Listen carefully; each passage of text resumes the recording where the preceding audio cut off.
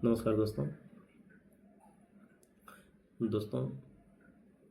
आज 11 मई हो चुका है और हमारे पास समय काफ़ी कम है। हम बात कर रहे हैं समीक्षा अधिकारी और सहायक समीक्षा अधिकारी के बारे में और पीसीएस के बारे में। दोस्तों, आप लोग जान रहे हैं कि यूपी पीसीएस का एग्ज़ाम और आरओ का एग्ज़ाम जैसे जैसे नज़दीक आ रहा है और सभी परीक्षार्थियों की धड़कनें बढ़ने लगती हैं। ऐसे में हम क्या करें? दोस्तों, हम जहाँ तक जानते हैं कि हम लोग अपना डेली जो टारगेट सेट करते हैं उसको पूरा करते ही होंगे। टारगेट सेट करने के अलावा हमें ये करना है कि हमें किस तरह से अपने सारे सिलेबस को पूरा कंप्लीट कर लेना है और सिलेबस कंप्लीट करने के बाद उसको किस तरह से रिवीजन करना है। रिवीजन करने का टाइम कम से कम 15 से 20 दिन पहले होना चाहिए, जिससे आप पूरी तरह से अपने जो आप पढ़े हुए हैं एक बार उसको 1 से 2 बार जो है कम से कम रिवीजन हो जाए।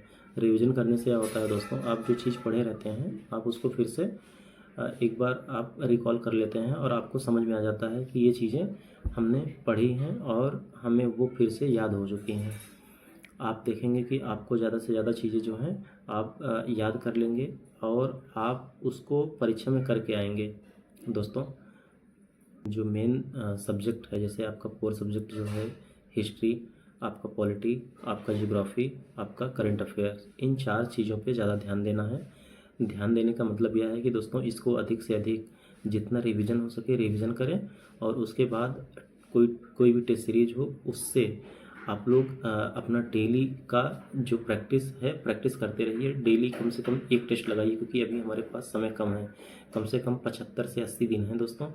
तो इससे डेली तो आप जान रहे हैं कि दिन हमारा कम होता जा रहा है, लेकिन आप डेली एक शाम को एक सेट प्रैक्टिस करिए। देखिए कि हम कितना सही कर पा रहे हैं और हमें कितना अचीव किए हैं, ये चीज़ें हमको पता चलेंगी।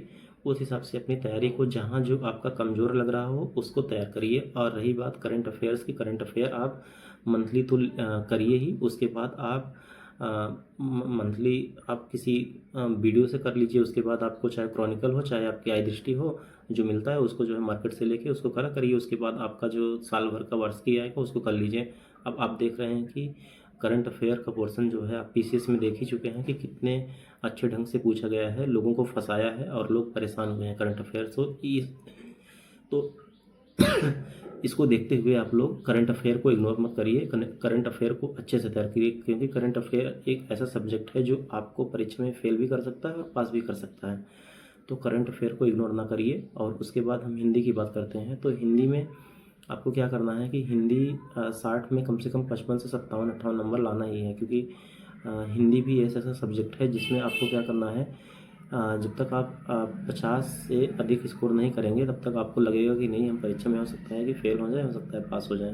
क्योंकि हिंदी एक ऐसा सब्जेक्ट है जो आसान भी है और आप लोग वो परीक्षा में पास करने में बहुत सहायक भी है। क्योंकि जीएस में हम कितना कर पाएंगे, 80-90 जीएस में कर लेते हैं, अगर आप 50 प्लस 55 कर लेते हैं हिंदी में तो हमारा स्कोर 9-5-14 140 प्लस हो जाते हैं। तो हमारा एक लगभग ये स्कोर हो जाता है 140-145 क्वेश्चन है। और हम परीक्षा में आरओ समीक्षा अधिकारी में 140-45 नंबर अगर मिल जाएगा तो हम लोग परीक्षा को क्वालिफाई करने की स्थिति में रहेंगे। इस तरह से देखा जाए दोस्तों कि हमें दोनों जीएस और हिंदी को लेके चलना है और उसके साथ में जीएस में हिंदी करंट अफेयर के पोर्शन को ध्यान देना है और उसके साथ में जो मेन कोर सब्जेक्ट हैं उनको ध्यान देना है। इकोनॉमी थोड़ा सा इग्नोर कर सकते हैं, क्योंकि इकोनॉमी से क्वेश्चन उतने पूछे जाते नहीं हैं। इकोनॉमी से करंट अफेयर के रिलेटेड क्वेश्चन पूछे जाते हैं, चाहे यूपी के बजट हों चाहे केंद्र के बजट हों।